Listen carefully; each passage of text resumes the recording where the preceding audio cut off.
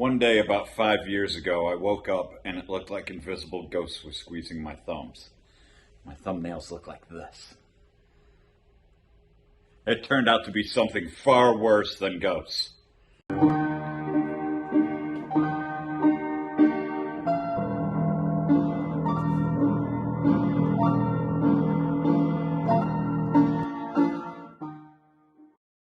was about 5.5 years ago. I get out of the shower and I'm doing my routine, morning routine, getting cleaned up, start my day, go to work, and I notice that my thumbnails are white. Well, that's just weird. Normally they only turn color like that if you're like really cold. It's the only time mine turn that way, or if I guess if I'm dying of dehydration or something, but wasn't the case. Oh, that's all right. I got a doctor's appointment coming up in 2.5 weeks for a yearly physical. I'll tell her then, and it shall be good because I can't really get an appointment quicker than 2.5 weeks. So, in the meantime, I'm downstairs and I lightly Google, hey Google, my thumbnails turned white. What does that mean? And the short answer is Google says you either have heart disease or lung cancer. I'm like, oh, wow, that's two really not good options either way, but yeah, I got an appointment in 2 weeks. We'll find out then. I go into the appointment, show doctor my thumbs, and she's like, yeah, that's weird. She's never seen that.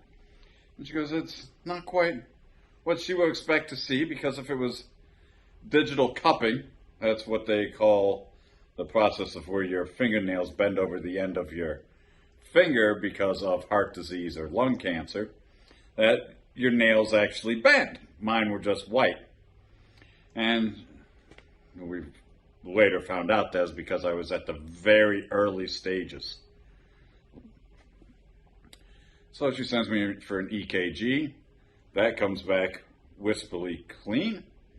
The chest x-ray, though, she said there's abnormally. They showed a little spot up in the corner up here.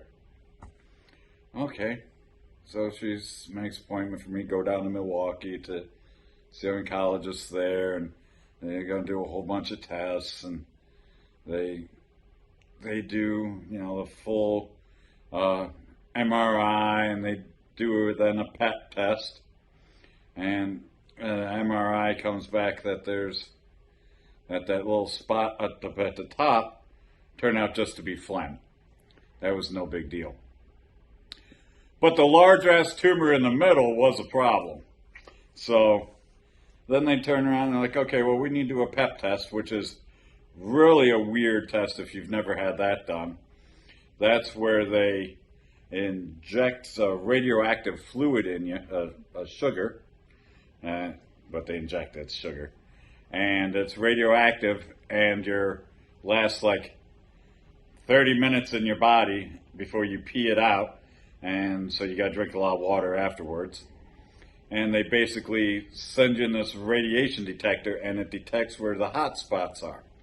The theory is that if you're a tumor, you're growing faster and reproducing, so you're sucking in more sugar. So if we give the bloodstream this radioactive sugar water, we can detect where the sugar goes, and then we can see where the hot spots are and see if that's a tumor or if that's really an organ that uses that much sugar, like the brain or something.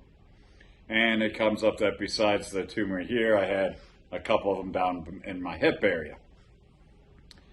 Well, we find that out as we're sitting down talking to my oncologist, and he's like, I got bad news. It's spread out of your chest and spread into other parts of your body, so now it's technically no longer first stage, which they said they could just cure in like a couple months, no big deal.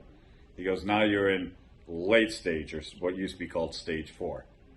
Oh, okay, well that kind of sucks, is me and the wife's answer. I'm like, my kid is 13 months old at the time. I'm like, well, I don't want to just lay down and die. How long have I got? And he goes, without treatment, 6 months to short years. Well, what's short years? Less than 2. Okay. 6 months to less than 2 years without treatment. With treatment, yeah, I don't know. Getting an oncologist to tell you how long you're going to live after any diagnosis is like getting someone in the government to tell you where all the money went. I don't know where the budget went. We just kind of spent it there and lost the war and no big deal.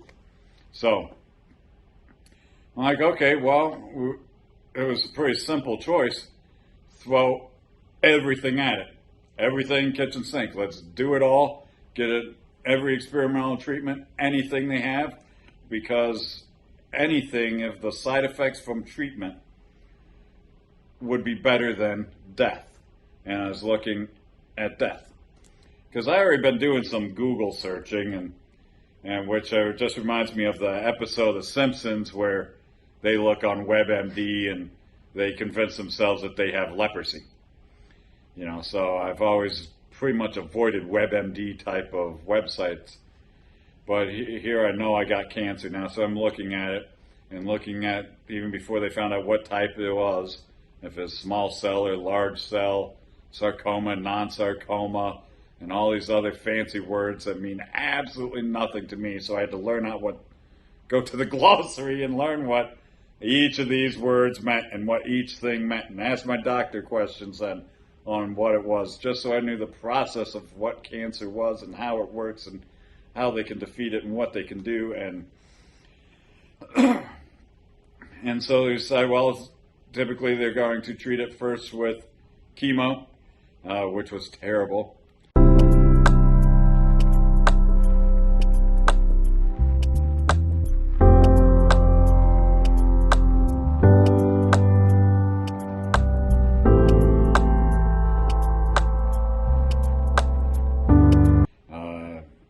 I couldn't stay in hospice down in Milwaukee, so I would just drive every day. And the wife couldn't drive me, so I drove myself every day. Yeah, that's really kind of hard to do on chemo. Some people on chemo will tell you that. That was an adventure. All my hair fell out. I was bald. I still look good bald, but I don't like being bald because everything is cold. The air is cold if you're bald. Air is nice. It keeps your head nice and warm. If you lean back on the couch or something, ooh, that'd be cold. Anything, just wind breeze, ooh, that's cold. Nope, don't like that shit. So we did the 3 months of chemo. He goes to check the size of the tumor in the chest, and he's expecting 50% reduction, and it's only 10%. And I'm like, I'm pretty much done with chemo. Can you just put me in a coma till you're done with this? And he's like, no, we can't do that either.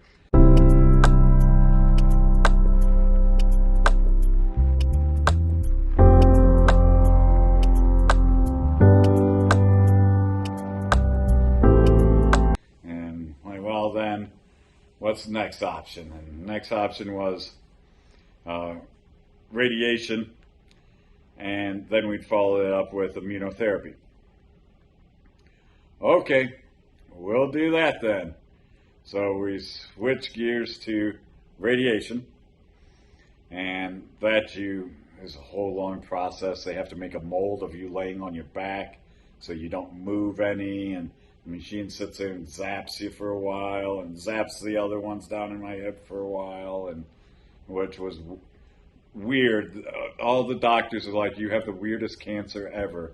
And I'm like, why? And they're like, okay, first of all, I had lung cancer that wasn't in my lungs, but was in the connective tissue between the two lungs. And then I had tumors down by the hip. And I'm like, okay, what's so weird about that? And they're like, well, normally cancer, he described it as being a bus in a major city. It goes at every stop along the way, and those stops are your lymph node systems. And it goes to one and the other and the other and the other. Here, mine went from one all the way down to here, and said, we'll go down to Florida for a second home. Fuck everything else in between. And he's like, and that's just weird. It doesn't do that. It doesn't respond that way. So they actually took biopsy, and he had a doctor out at Harvard Medical, and he's like, do you mind if we send it there also, besides sending a copy to Texas, to have a DNA type matched? Because by, I guess, looking at the DNA, they can tell exactly what type of cancer cell it is, what part of the body it's mutated from. And I'm like, sure, send that out, do everything, man. I'm about right telling you, do every fucking thing. And they send it out, and it does come back as lung cancer. You know, it's probably what happens when you smoke cigarettes. I used to smoke cigarettes, but I quit cigarettes 7 years before I got cancer. Maybe I should have quit cigarettes 8 years before I got cancer. I don't fucking know. I thought I was already doing good. So now they did the radiation, go down. I'm driving down there again every day for a time. And down there for radiation, and that really sucks because then your skin starts to slough off. That's the official word, slough off.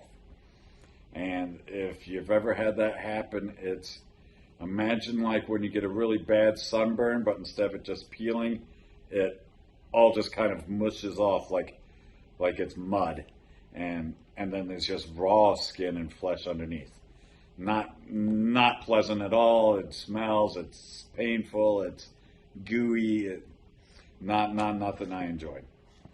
And then they finished that, and he's like, okay, that, the radiation doctor goes, I can kill anything. I'm like, great. You know, and he was, that was his statement, because he literally can pick any organ or any clump of cells in the body, and he said he can kill those specific cells. That's his job. And so the tumors are now specifically dead. But what if there's microtumors or cells throughout your body? What if there's some already floating in your bloodstream? And this is all great because the big test I passed way earlier was the brain MRI. When they did after they did the full body and the PET scan, then they did a high detailed brain MRI, and my doctor's like, you passed that one, that's the big one. I'm like, well, why? What's up with that one? And he said, if it gets into your brain, there's nothing they can really do for, you know, cancer, lung cancer that enters into the brain. It's past treatment.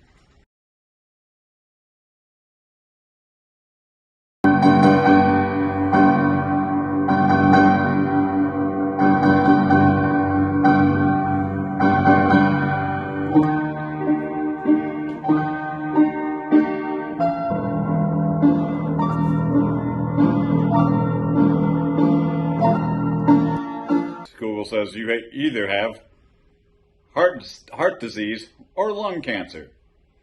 I'm like, oh, well, that's two really not good options either way, but I got an appointment in 2 weeks.